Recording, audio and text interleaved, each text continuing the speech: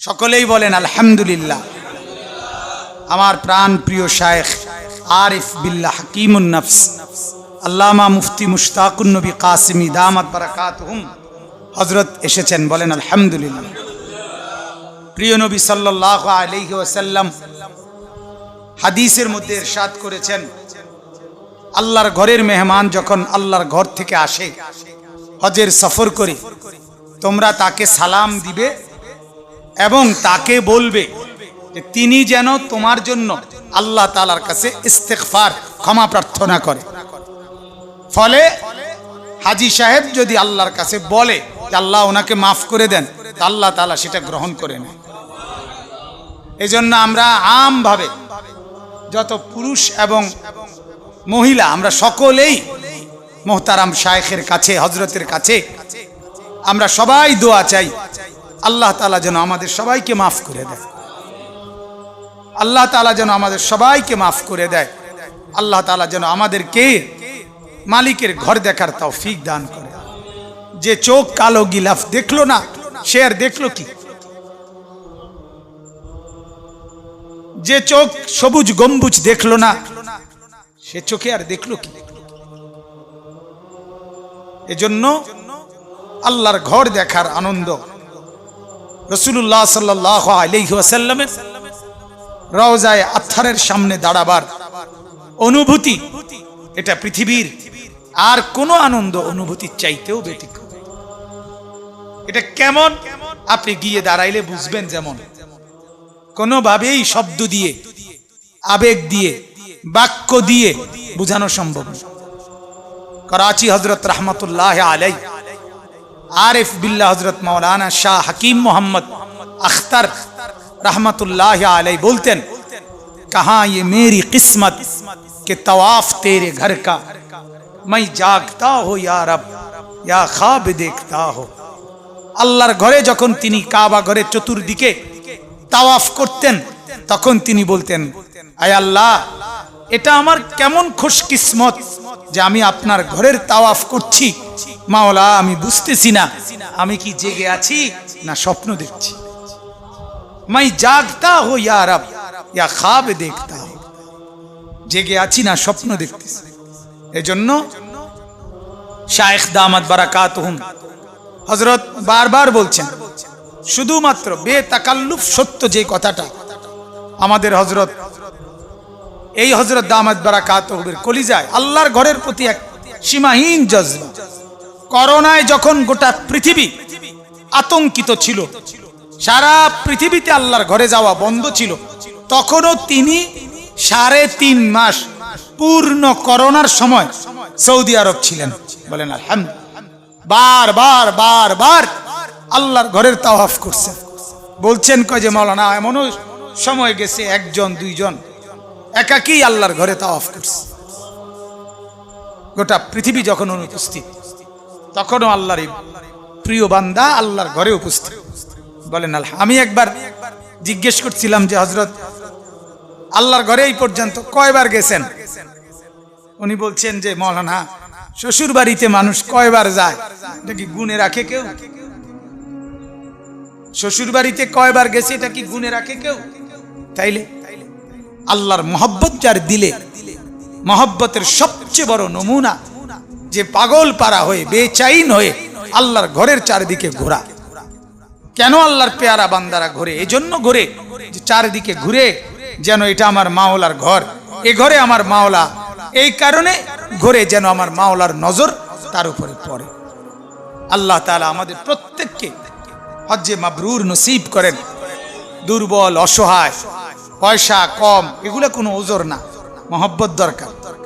ভালোবাসা বাড়লে তরফ আর অস্থিরতা, পেরেশানি বাড়লে ইনশাআল্লাহ আল্লাহ তাআলাই বান্দার জন্য ব্যবস্থা করে দিবেন। আমাদের দিলে মহব্বত বাড়ানো দরকার। ওই সময় যখন হযরত গেছিলেন করোনার সময়, কোনোভাবে যাওয়ার কোনো সুযোগ ছিল না, সুরত ছিল না, কিন্তু কেমনে গেছেন? আল্লাহ যেভাবে চাইছেন এভাবে গেছেন, আল্লাহ নিছেন। বলেন আলহামদুলিল্লাহ। এজন্য আজকে এই কিছুক্ষণ হয়, সকাল 9:30 বাজে, আজকে হযরত সকালবেলার ফ্লাইটে নেমে বাসায় আসছেন। তা আমরা তো খবর, আমার কাছেও খবর পৌঁছাইছে যে আসবে না মহিলাদের মজলিসে, কিন্তু ওই যে ব্যথা আর অস্থিরতা শুইতে দেয় না। আল্লাহ তাআলা মুহতারাম শায়েখকেও হায়াতে তয়্যিবা আফিয়া দান করেন, আমাদের জন্য তার ছায়াকে দীর্ঘায়িত করেন, আমরাও যেন তার ভালোবাসা পাই, আল্লাহ যেন বরকত দান করেন। তো আমার কথা হযরত ইনশাআল্লাহ এখনই লম্বা বয়ান করবে না, যেহেতু বুঝতেই আছেন সবাই অনেক বেশি ক্লান্ত। এই সময়টা আসার কথা ছিল না, আমি তো শুই না অবাক যে আসলেন, একটু শুইলেন, আবার উঠে চলে আসছেন।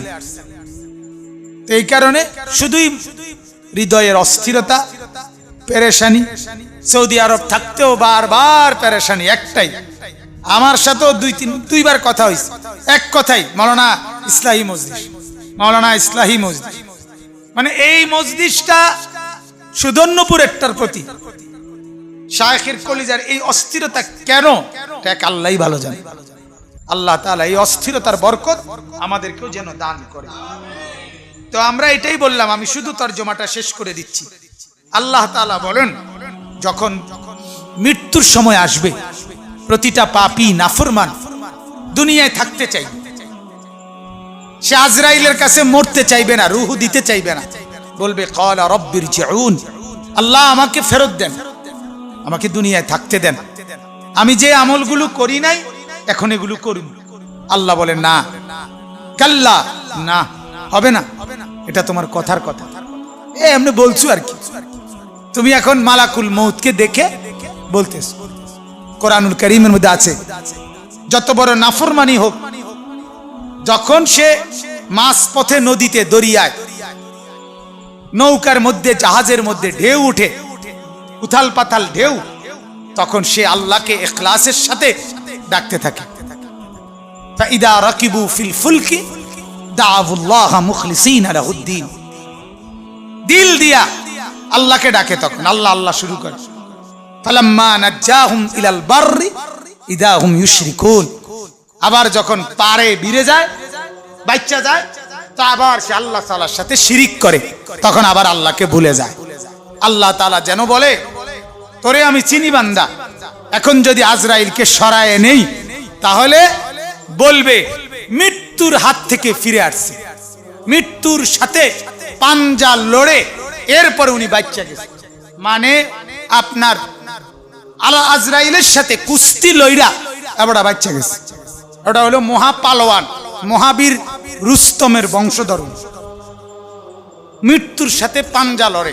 অনেক পত্রিকায় বিভিন্ন বড় ব্যক্তিত্বদের সাথে যে উনি হাসপাতালে মৃত্যুর সাথে পাঞ্জা লড়তে আছে, মানে উনি হাসপাতালে ফিডাফিডি করতে আছে, পাগল, মানে একটা বলা আর কি, বলেন নাউজুবিল্লাহ।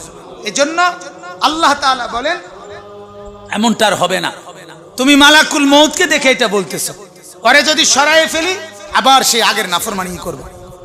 ফাইদা নুফিখা ফিস সূরি ফালা আনসাবা বাইনাহুম ইয়াওমা ইযিন, আল্লাহ তাআলা বলেন অতঃপর যখন দ্বিতীয় ফু দিয়ে হাসরের ময়দানে সবাইকে তোলা হবে, ফালা আনসাবা বাইনাহুম ইয়াওমা ইযিন, কোন আত্মীয়তা সম্পর্কের পরিচয় সেদিন আর থাকবে না। মা তার সন্তানের পরিচয় দিবে না, সন্তান তার মার পরিচয় দিবে না, স্বামী স্ত্রীর পরিচয় দিবে না, স্ত্রী স্বামীর পরিচয় দিবে না।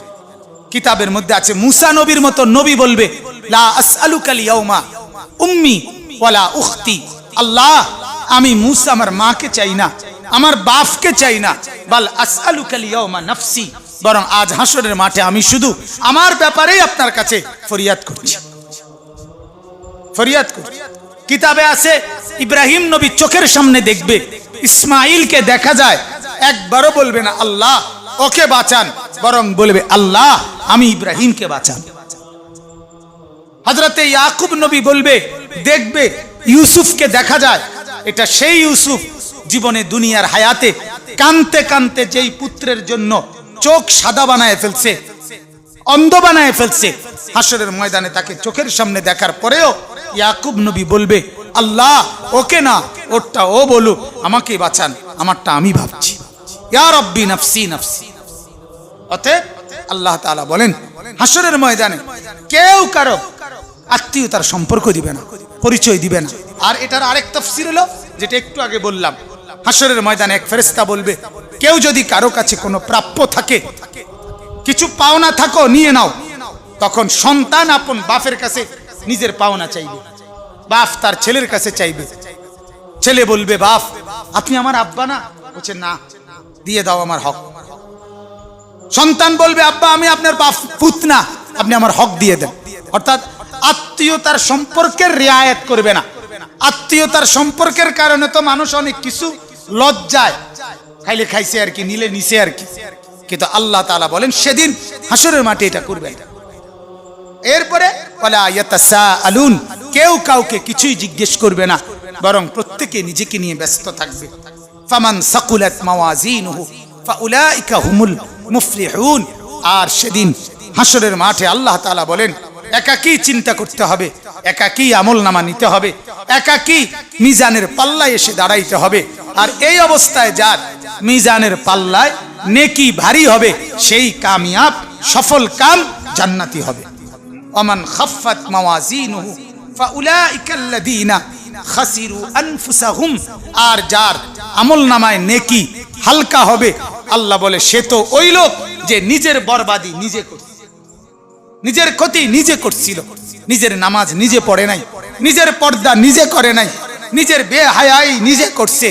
মা আপনি নিজের ক্ষতি নিজে করছেন, গুনাহ আপনি করছেন, নাফরমানি আপনি করেছেন, বেপরদেগি আপনি করেছেন। আল্লাহ তাআলা বলেন ফি জাহান্নামা খালিদুন, তারা জাহান্নামের মধ্যে চিরস্থায়ী থাকবে।